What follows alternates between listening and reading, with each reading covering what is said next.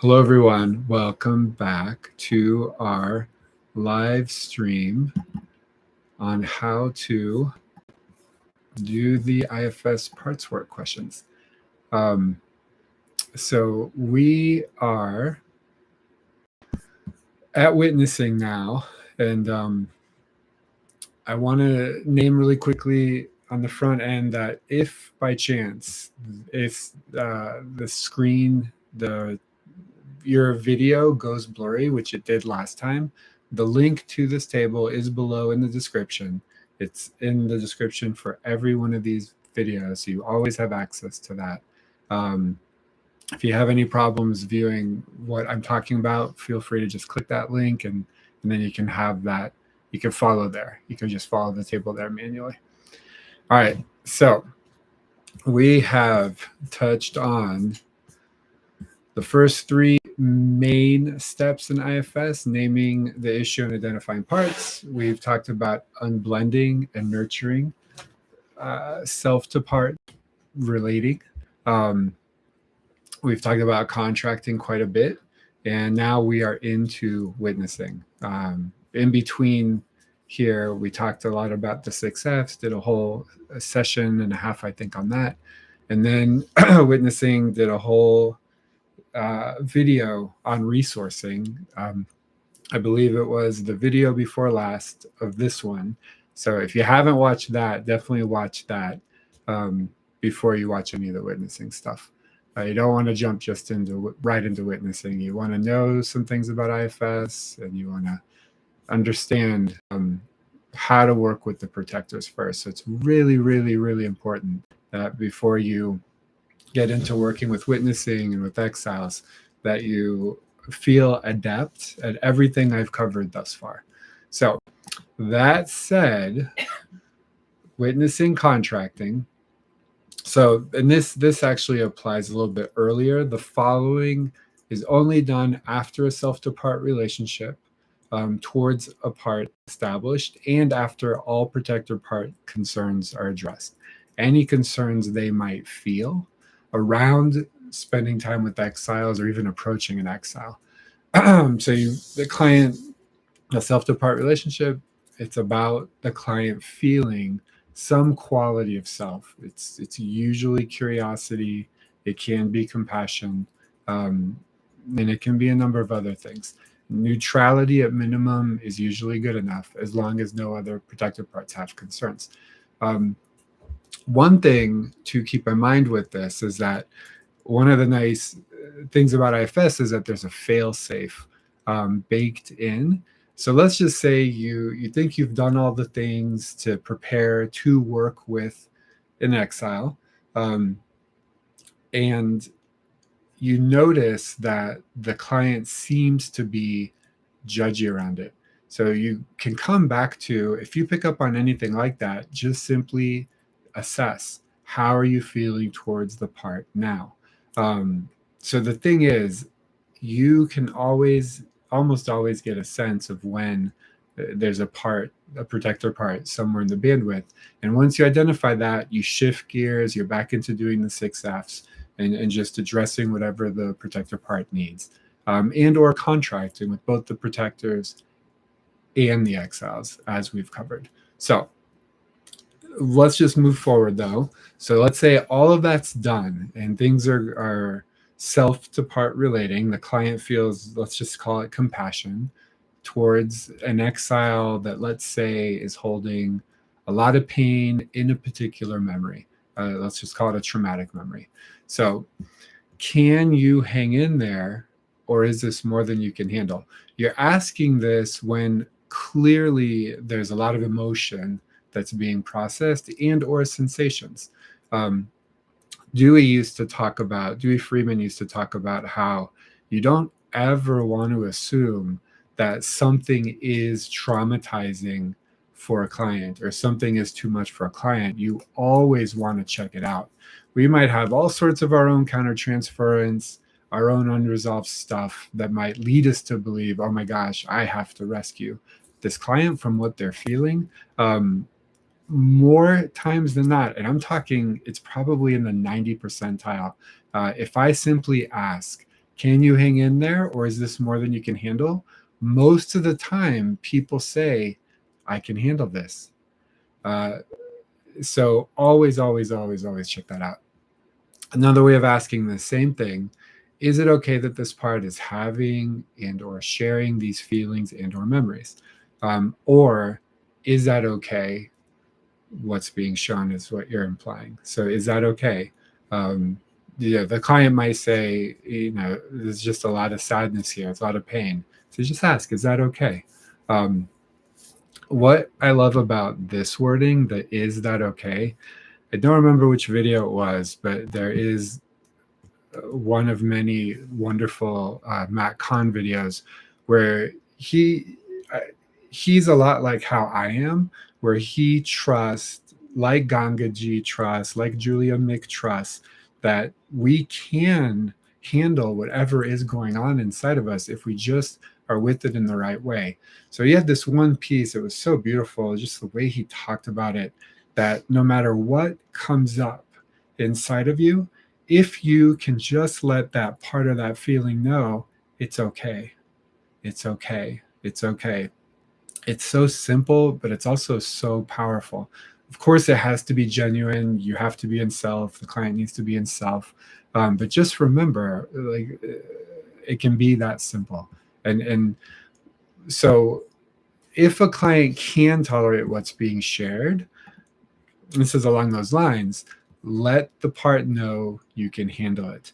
This is huge. And I've already talked about it.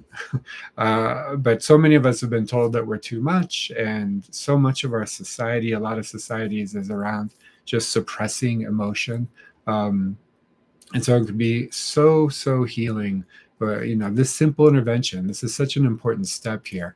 Can you hang in there, or is it more than you can handle? I can hang in there. Great. Let the part know you can handle it. Let the part know it's okay. Notice how it responds. And usually this is quite a positive moment. And what you'll also see is almost always the intensity lowers around the feelings. Because again, we've covered this quite a bit. Feelings are most of the times uncomfortable to the degree they're uncomfortable because we're resisting them. We just have to clear the channel and create right relationship. That takes care of almost any issues with processing emotions. And so then after you capture the impact, you simply go back into witnessing. What else does it need you to understand or show you or share? What else does it need you to what else does it need to show you? What else does it need to share? Any of that wording is great. All right. Then if the client is like, I can't handle this. So now we're going to go into contracting. Can the part slow it down, show you just as much as you can handle? So change the wording there. Just as much as you can handle. Or what does this part need from you so that this part can dial intensity back? These are both from the workbook, this particular wording. The way I would handle this, I'm going to talk off script here for a minute. So if the client says it's too much, I would start by addressing some of the exile's concerns. So it's coming up. Let's say there's a lot of pain coming up. Is this more than you can handle? Can you hang in there? It feels like a little bit too much. And so could you let the part know that this isn't going to be its only opportunity, and we want to validate what it's experiencing, and it would be a lot easier to do that if it could show you just as much as you could handle. Could it agree to that? So I'd say a little bit more than just the, can this part slow it down and show you just as much as you can handle? But let's just say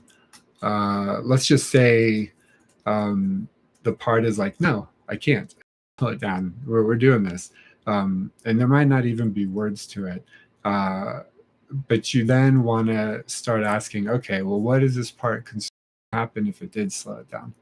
What is this part concerned would happen if it didn't show you all of this right now.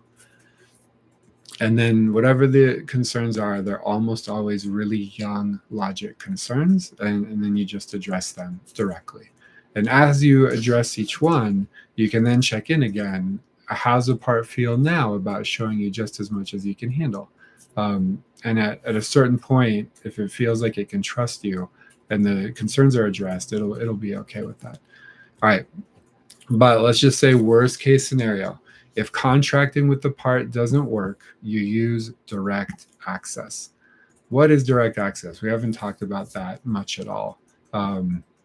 Direct access is essentially when we've got two channels. There's the channel between you and the client, and then there's that's the interpersonal channel. And then the other channel is the intrapersonal channel, the channel that the client has with their parts. So if a part starts to hijack a client, that's the wording we use in IFS, and or we do talk about getting flooded, but blended. It's blended and hijacked are the words we more use with IFS. If that starts to happen, you may not have any choice. The only self to part relating that can happen is between you and the client, between you and the part. And something Dick does that's absolutely amazing. He's really good at it. You can see this in the demos that he's got posted on YouTube. Is he'll just ask explicitly, "Can I talk to this part directly?" So in this situation, you could do exactly that. You're asking the client just to make it explicit that that's what you're doing. Is it okay if I right now just talk to this sadness directly or talk to this panic directly? And then what you would do, you get the yes, the client, usually will just say yes. So then you will say to this part the kind of things you would have wanted the client to say to the part themselves. So an example would be, I can see that you're holding a lot of feelings, and I want us to do everything we can to support you with this. And I'm curious, if we agree to keep coming back to you as much as possible, as much as you need, and we absolutely validate, what you're wanting to show us, would you be willing to show the client just as much as the client can handle? And if the contracting just isn't working, then you're just going to shift into being empathic. It makes a lot of sense to me that this is how you've been feeling for so long. It really makes a lot of sense to me. I'm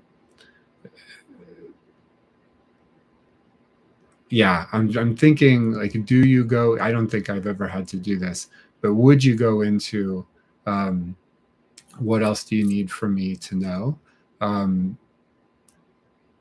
You would probably just want to stay with trying to unblend, just trying to stay with the contracting, only because the client has other parts that are just not okay with this. And if just none of that happens, then you just maintain your ground, your centeredness, your compassion, and just be with whatever is coming up for the client. Eventually it will settle, and eventually it will complete. And as you're both witnessing whatever is needing to be shown, you'll feel more compassion for the client. The client will have more compassion for the part, and the protected parts will by default also. And so eventually you can weave in again, even if it's happening, it's just the kind of free range. You just check in. Okay, now in hearing all this, I'm curious, how are you feeling towards this part now? Or how are you feeling towards the sadness now? If it seems obvious that there might be compassion around it. So there's a lot more we could say about direct access, and this is going to be just the last resort you have, if the part isn't willing to unblend, or step back or show the client just as much as they can handle. So can attack this part directly, then stay curious, offer compassion, and relate to this part in all the ways you'd like to model the client, eventually being able to relate to this part themselves, comforting it and reassuring that it will be released from exile and taken care of eventually. So that's from the IFS book. So continue this until the client is able to form a self-to-part relationship with this part, and then facilitate the client in engaging the part from self when there seems to be enough self-leadership from the client. And at those points, that is when you ask, how do you feel towards this part now? Okay, so moving along, more with witnessing, and now I think we're going to review the contracting. So if the part floods the client with multiple memories, and this is somewhat common, again, is this more than you can handle, or can you hang in there?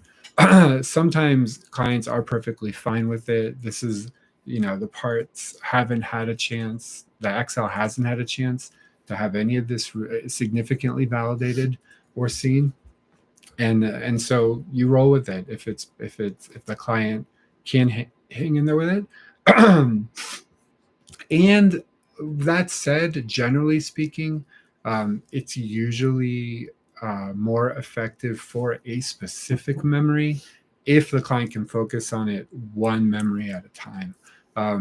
In the beginning, when this first happens, if the client can hang in there, I'll just trust them and just let them continue to witness. So if what's shared is within the client's window of tolerance, let the part know you can hang in there and notice how it responds, so you capture the impact. And then if the client, well, let me say a little bit more about that. Let the part know you can hang in there and notice how it responds.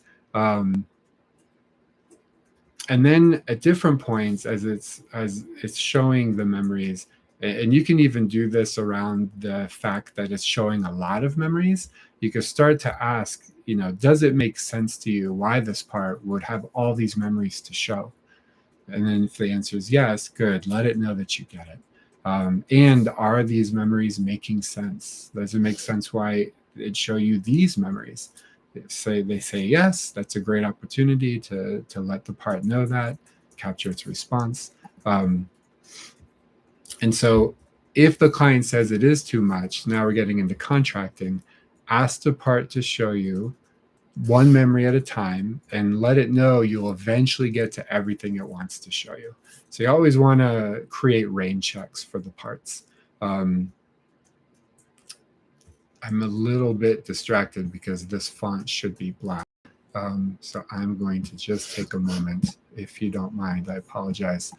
Just it'll be a little bit more clear.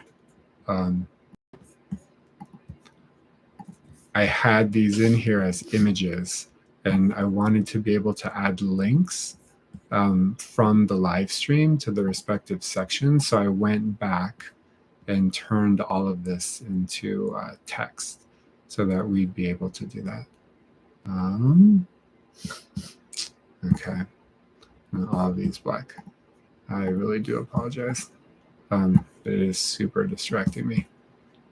And it'll be a little bit more clear for you all. And I'll go through the rest of the table later and make sure that these are all done for the future videos.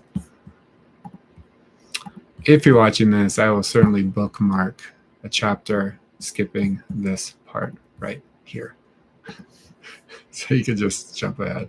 All right, fantastic, perfect, so much more clear. All right, so if the client says too much, all right, so ask the part to show you one memory at a time and let it know you'll eventually get to everything it wants to show you. Asking for one memory at a time almost always works, but if a part does not agree to slow it down, one, address the part's concerns about showing only one memory at a time.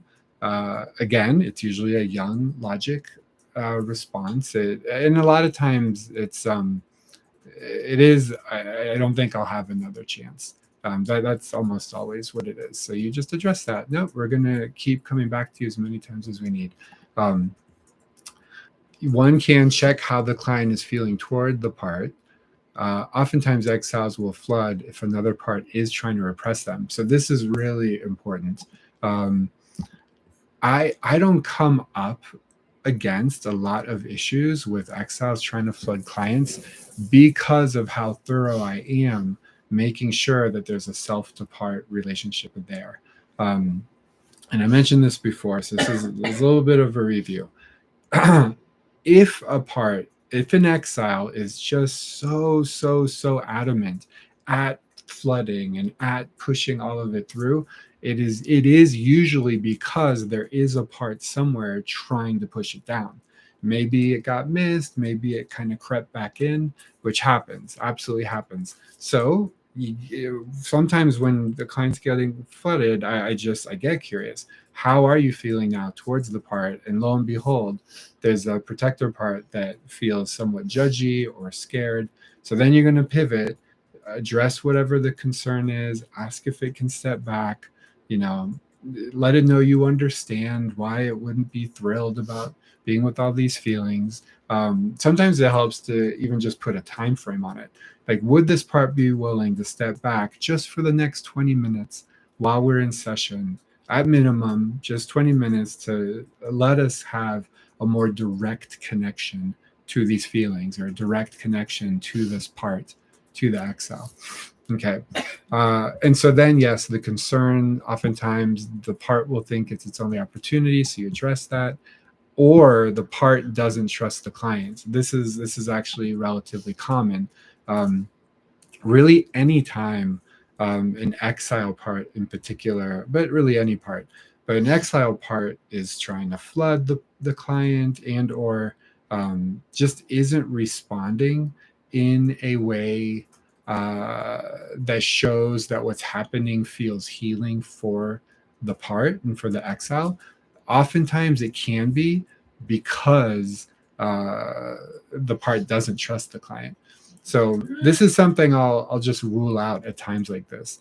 And so if, let's just say, the client's getting flooded, you can ask, does this part feel like they can trust you? And oftentimes they'll say no in this situation. And then you simply ask, like we've covered before, what does this part need from you so that it can trust you?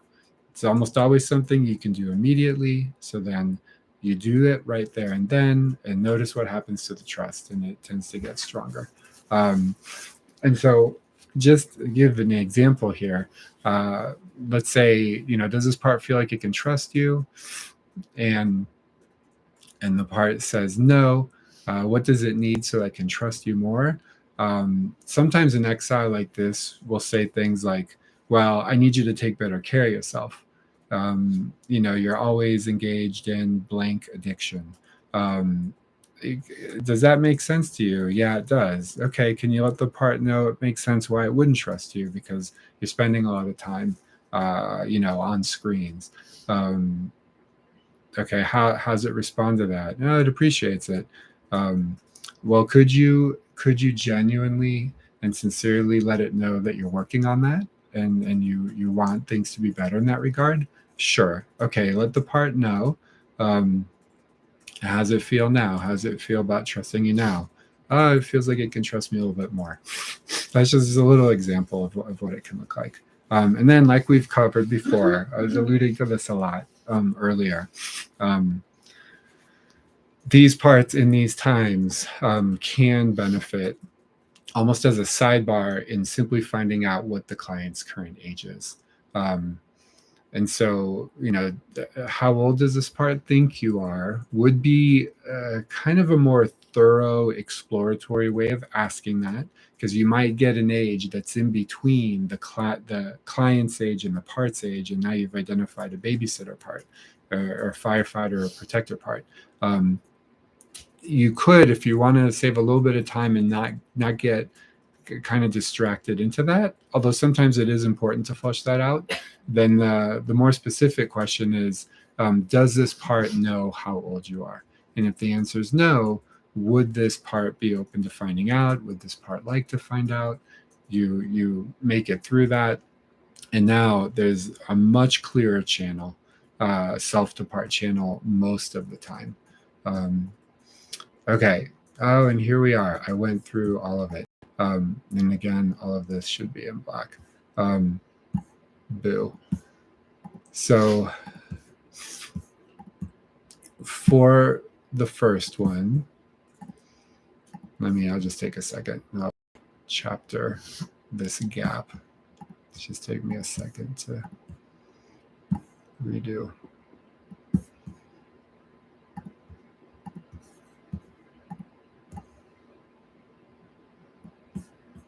All right, much better. Okay, so for number one, address the part's concerns about showing only one memory at a time. So ask the part to share its concern with only showing one memory at a time. Okay, then address the concern. For number two, check how the client is feeling towards the part. How do you feel towards this part? And then work with any protector that may have slipped in between the client and the emoting exile part. For three, part thinks it'll be its only opportunity. Reassure this part that you will keep coming back to it until it can show you everything it needs to. And it can also be helpful to let this part know about the frequency the client attends session, and or tell it exactly when the client will spend extra time with this part. That's really important. This is, again, like an attachment bridge that you would do with your own children if you were dropping them off somewhere for the first time, the first day of preschool. You're not just going to drop them off and leave. You're going to let them know exactly when you're coming back. Especially the younger the parts are, the more this is appropriate. And so say the client has, some sort of meditation practice. And sometimes I'll just throw out there, it can be a great time to check in with parts or spend some time with parts as you're waking up in the morning or as you're falling asleep at night. You can throw out those suggestions and then, encourage the client to be more explicit. And then for the part doesn't trust the client, what does this part need to build more trust? And then immediately attend to what was needed, if at all possible. Usually it is. If not immediately possible, make plans to address these needs and reassess if the part feels like it can trust the client. So even in imagining, like let's say the part says, well, in order to trust you, I need you to follow through on talking to your sister about what you did during Thanksgiving. So you can't do that immediately. And so what you can have the client do is just imagine following through with that. Just imagine addressing it with the sister, getting that off their plate, and then notice, how is the trust now with the part? And even just doing a thought experiment around whatever the request is can work and can help build the trust. And the last one, the part would benefit from finding out the client's current age. Does this part know how old you are? Gently update the age if the part is agreeable. If not, address related concerns. All right. So moving right along, witnessing/contracting. So if the therapist suspects it's too much, and you always check, usually it's not too much, is this more than you can handle, or can you hang in there? If it is not too much, this feels like a repeat. Did we already cover this? Interesting. Well, it's maybe review. Maybe this is different wording. So if it is not too much, let the part know it's not too much. Notice how it responds. The response is usually quite positive, and the feeling oftentimes lowers in intensity. And then what else does it need you to understand and or show you and or share? If it is too much, what does this part need from you so that this part can dial the intensity back or show you just as much as you can handle? Then address these needs. If the client can meet these needs, have them do so in that moment, and they usually can. If the client can't meet these these needs, address any related concerns or barriers to doing so. And or what is this part concerned would happen if it did unblend? And then you address those concerns. And or if none of the above options work, see if the client can give empathy. Yeah, this is a great one. So can you understand why this part of you feels the way it feels or felt? Or the way or that it felt this way. If yes, let it know you get it. Notice how it responds. And if the client can't do this, then you work with the protector, judging the feeling or excel. Empathize with its need and attempt contracting. Nice. This is our review. Yeah, this is a repeat. All right. So if the part won't unblend, use direct access. Okay, so this is more explicit. So, and this is what you see Dick do really well. Is it okay if I talk to this part directly? Then stay curious, offer compassion, and relate to this part in all the ways you'd like to model the client eventually being able to relate to the part themselves, comforting it and reassuring it that it will be released from exile and taken care of eventually. This is totally review. Continue this until the client is able to form a self-to-part relationship with this part, and then facilitate the client in engaging the part from self. When there seems to be enough self-leadership from the client, how do you feel towards this part now? Okay, I apologize that got doubled. I went ahead and just read through it all just in case there was anything that we might have missed, but I think it was all right. All right, so let's just keep going. Next section, witnessing / unburdening. What did the part conclude about itself, others, the world after that? Either make a note of this for later unburdening after you do the retrieval. We'll get to that. A retrieval is simply, just really briefly, after the part feels like you get it, the client gets it, the witnessing has reached this critical mass of understanding, you essentially bring the part to the client's present self. We'll talk more about that when we get to it. So after that is oftentimes when you might get to this kind of thing, kind of more meta level core beliefs. What did the part conclude about itself or others or the world after that? Or you can address it right there and then, especially if it's just obvious. And give you an example of how this tends to show up. In the middle of witnessing, a part might share, an exile part in particular might share that it decided that it was bad, that or this part was broken, or this part's not enough. Like those are some really common ones.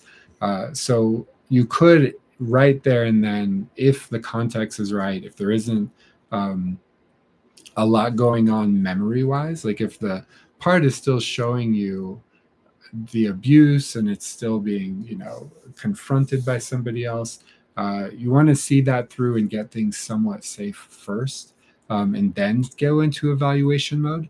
But trust your best sense of that. Not everything's and nothing's true all the time. So when the time feels right, you go, this is my favorite. This is from Byron Katie. Is this true? Is that true that you're bad? Just having a part or a person just question that is oftentimes enough. And let's say, if it's not true, then you can start asking them, okay, so what's more true now? Is it true that you're bad? No. What's more true? I'm enough. I can be enough. And then after that response, how does it feel to have this new belief? What do you notice now? It's just capturing impact, which is always great to do when there's a shift like that.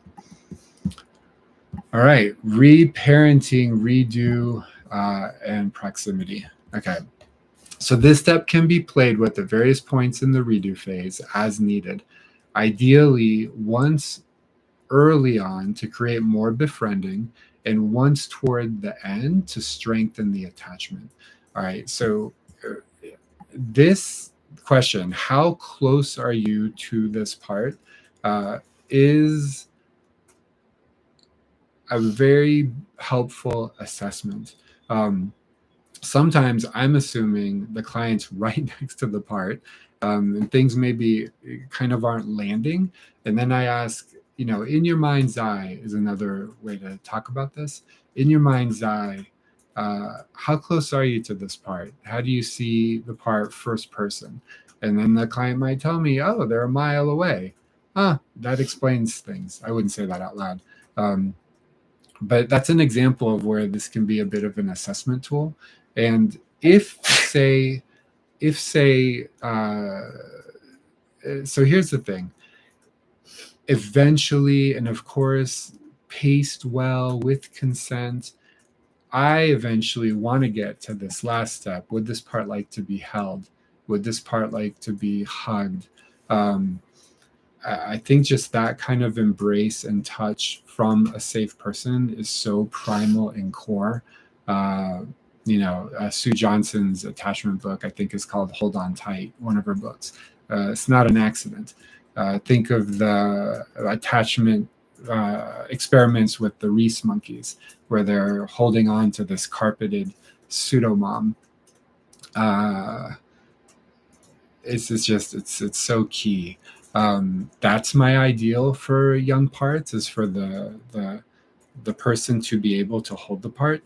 That can get a bit tricky if there's a history of sexual abuse, a certain type of sexual abuse, chronic sexual abuse, complex PTSD type sexual abuse from people that you thought you should be able to trust, and should have been able to trust. So you want to be sensitive to that. It might not be really easy for all parts to do that or accept that. So you never want to do it from a place of coercion or pressure. But I liberally offer this, and offer the invitations and cue this. That's jumping ahead a little bit. So just backtracking, we're back to, well, how close are you to this part? Kind of far away. So a nice way to address that, if they're relatively far away, not just sitting right next to the part, would this part let you come closer? And if that feels like a bit of a stretch, and sometimes I go to this more nuanced version regardless, would it be okay to even just lean closer? And you'd be surprised, even if the part is, say, a mile away, even with that kind of distance, the client, just simply with the intention and leaning closer, there's a shift that happens. It's really just more about the act of moving closer, and not so much in the beginning, not so much about how close they are. This is another one that is super, super powerful. Would this part be open to making eye contact with you? Notice how it responds. With all of these, you're going to notice how it responds. You're going to capture the impact. That can be really powerful, in a positive way, more times than not. And then eventually, as you work that a bit, and when the time feels right, would this part like to be held? And notice how it responds. Okay, now we're getting into full-on reparenting, is what I like to call this, because that's what I see happening. This is absolutely brilliant. This I got from Tony Irvine Blank. I'm guessing it also came from Dick. But she's the one I first saw say these kinds of things. Can you, and you're just going to use your common sense and the client's, whatever the client's kind of showing you and communicating, to know when the right time for this is. Definitely want to do it when there's a self-to-part relationship. Obviously, we should be there at this point. But can you be with this part in the way it needed? It's brilliant. It's completely open-ended. You're not implying anything in particular. It speaks to parts know what they need. Children know what they need. Oftentimes, we're just not listening. And that's on us. That's on the adults. And or, this can be a nice one, again, only if the client's in self. What do you want to say to this part? and you're, again, just kind of reading the room. The part just shared a lot of information that is completely heartbreaking, and you can see emotionally it's touching the client. um, and so you could cue them, well, what do you want to say to this part when you hear all this? And you're going for it, and doing it because you're trusting that at this point the client would say something self-led, something compassionate, something, nurturing and parental. um, Another reparenting piece. What did this part need from an adult then? It's a bit exploratory. And then, of course, have the client meet the need. Can you do that for this part? If the answer is yes, all right, just take a moment, take as long as you need. Give the part what it's asking for, what it needed from an adult. Next one. What does the part want you to say or do that the part needed to grow up to do then? This must be from the workbook. Not familiar with this one. I like it. What does this part need you to say or do that the part needed a grown up to do then? Yeah, that's great. So self-explanatory. Can you let this part know it is welcome with you? That's very sweet. Can you let this part know that you know how it feels? So empathy. These, I think, are all from a workbook, one of the workbooks you could check below. Can you let this part know you feel protective of it? This, I think, is really helpful when it's obvious, and then you'll see it in the way the client is talking about the part. You'll get a sense, or in their languaging, that they're feeling protective of the part, and this feels good for kids. This feels good for younger parts to know that someone's there as an ally, feeling protective of them. So you just use your best judgment when to cue that one. Can you let this part know that you will keep it safe? Self-explanatory. Can you let this part know that it matters? That's fantastic. And similar to, can you let this part know you value it? I spoke a while back about Arnold Patton and how he landed, after many decades of working with people, how that he wanted them by the end of it to just feel more of a sense of their own value. It was very important for him. There's something core about this, about feeling one's value. So love this question. If it's genuine, can you let the part know that you value it? Can you let this part know that you are committed to it? That is lovely. That's all very secure attachment, secure functioning based. And can you let this part know that you want to know it fully? I love this one. Yeah, I'll weave that in sometimes, like earlier on. Let this part show you what it needs to, so that you can know it more fully. Something along those lines. All right, now we're getting into a completely different genre, redo. All right, so we've witnessed, we've done some reparenting, which essentially is a more specific type of redo, more of kind of the nurturing, reparenting redo, obviously. This other kind of redo is more around whatever the event is. So if it was totally safe to do anything it wants or wanted to do, what does this part want to say or do that it didn't get to?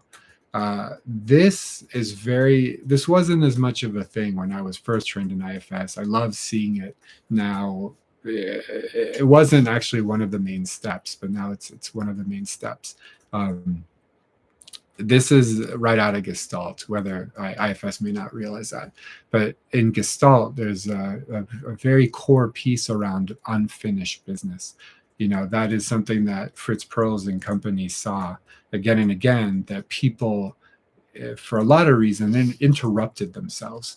Interrupted what we now can see from a polyvagal lens was autonomic nervous system energy that wanted to mobilize.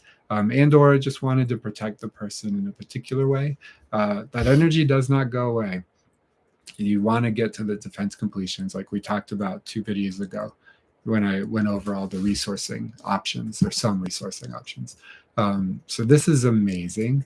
And it's really key to make sure that the client feels safe. So I almost always add this piece. If it was totally safe, you now are with this part by its side, and you're here to make sure it's safe, make sure it's protected. What would this part want to say or do? So let's see. If the part balks at engaging in defense completion, and that's this defense completion is a somatic psychotherapy term. I got it from the containment and autonomic regulation folks that I trained with, but it might have come from somatic experiencing. It's a brilliant term. These are the things you wanted to do to defend yourself that didn't get to complete, unfinished business. So what does this part need to feel safe doing or saying what it really wanted to? And sometimes this is rare, but I've heard about it, that parts might want to bring in, like soldiers or superheroes, or, fictitious, protector characters, bodyguards, things like that. It's perfectly fine. And then if necessary, let it know that you are there with it, fully supporting it. Okay, and let it bring whoever else it would like to support it. And I've heard things like, spirit guides and things like that, of course. One caveat to the redo. There is an intense type of sympathetic fight activation that people can get stuck in their system. So sometimes clients might want to do things that are very extreme and very intense. There's a nuance. I've seen Dick, when a client goes there and the redo is, to completely annihilate someone. Dick, I've seen him ask the client to check in with the exile and check in with other parts to make sure that everyone's okay with it. And the sense I got is that there's a bias, an understandable bias, not to go there, not to get super violent or hyper violent. I've seen that go both ways. I've seen, younger parts say, no, well, let's just do this. And it's something that's a bit more compassionate and reasonable. And I've seen clients like a need to release, you can call it homicidal rage, essentially, in whatever way. My bias is to stay more client-centered with that. It is just imagination. The energy has to get out of their system. And if that's how it's expressing itself, I've seen that be an effective, fast way for people to just do what they felt like they wanted to do, needed to do.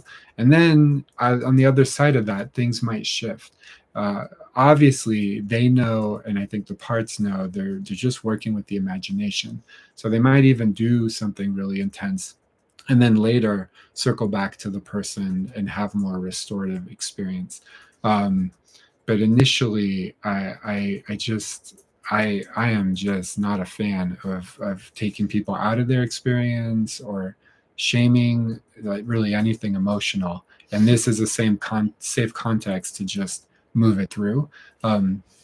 Relatedly, I heard Matt Kahn. He talked once, don't remember this video either, but he was talking about hate. And he is Mr., it's all okay and welcome it, and we can just reparent all of it. So his take on it, and this has been my experience, is that the body doesn't really like the experience of hate. There is something about it that is incongruent, I think, with like a deeper or more evolved aspects of who we are. And what he talked about was, if that's what you have, it's really important to just let yourself feel it fully so that it can move out what needs to move out. So essentially, if you're, there's a Warren Buffett quote that I love. I think I mentioned it a while back. You can't make a good deal with a bad person. Sometimes people are not trustworthy and playing by rules that will just keep the conflict going. You know, if everyone's just above board and on the table about things, conflict resolves. And so if you're in a situation and just drags on and on and on, there's something somebody's probably not saying, or there's somebody's acting in bad faith. And so sometimes you just got to get to a point where it's okay to set boundaries. It doesn't even have to be about judging anyone per se. Kind of a clean way of thinking about it is everyone's got their place. And if this is the game you're intent on playing right now, and I can't play the restorative practice game with you, then it just makes sense for my place to be over here and you can stay there. And so everyone's got a place. It's not good, bad, right, wrong. It's just you're there, I'm here, and we're good. And so being able to honor, if it gets to the point where it's hate, it's really just about creating less proximity, which is maybe what temporarily needs to happen in this moment of time, until we all, whatever, return to source someday, when Tikkun Olam happens. So that just has to be honored, I think. And then what I've seen is when people are able to do that and just get the autonomic nervous system energy out of their system can finally settle. And now they have access to ventral vagal. Now they have access to self. And it is temporary. It's temporary. So what Matt Kahn says is we won't stay there for very long if we just go there fully, but we have to go there. We have to just honor whatever's there. And I agree with that. All right. Here we are. This is add-on. This is another add-on, like the family story I mentioned earlier. Seat of power. I'm not going to go into it. We'll make that available some other way. This is an amazing exercise. When I've done trainings in the past, I like to set it up so that we do demos where we practice just straight up IFS, and we practice seat of power, and we practice really all of these extra interventions that I have baked in here. Yeah, the space of love piece, Gordon Neufeld, over the horizons, another Michi Rose one, and then there's where is Rise? Rise should be in here somewhere. Oh, maybe I left it out. I'll have to add that one. Yeah, Rise would be at the end. So there's like 5 or 6, and I like to just circle through those 5 or 6 different type of parts work interventions. Just doing an inner dialogue is just one type of intervention. There's a lot of models that have done different things with it. So that's just a little plug. Keep your eyes out for that available somehow. We'll put descriptions and links to all that in the description below. Hopefully by the time you're seeing this, that's all out there, and you can just explore that if you'd like. All right, we got a few minutes. We'll keep going. So here we are, self to part relationship. If the witnessing, that doesn't make any sense. If the witnessing send itself with qualities or retrieval. Okay, if the witnessing or sending itself with qualities or retrieval stall out, then we've touched on this quite a bit. If you feel like it's kind of just not going where it needs to go, does this part feel like it can trust you? If the part does not trust the client, what does it need from you to trust you more? It can almost always something you can do immediately. Give it that, notice how it responds. So we've covered that quite a few times. And then you can keep going. Is there anything else the part needs so that I can trust you more? And then you do the thing, and you just keep repeating that until the trust is enough. So this next section, self to part relationship / befriending. After the client shares something self-led about the part, does the part know? That must be from a manual. I'm not super familiar with that one. So let's say, I'm trying to think of an example of this. So if the client says, in hearing all this, I have a completely different experience and point of view on what this part is. This part's actually amazing. Oh, does the part know? Does the exile know? I don't know that that's super necessary. Everyone's kind of in the room hearing things. So and I'll just say I'm not very familiar with that. Must be from the workbook. All right. I think we're going to pause here because we're getting into the whole new section. So retrieval. So that way we can just have the next video focus on that. And we're getting close. We might be able to get through all this in one more video, maybe two more videos. So yeah. Any questions? Anything? No? All right. We're good. All right. Well, thank you everyone for hanging in there. If you've made it this far, I'm impressed. And hopefully we'll see you next week or next video.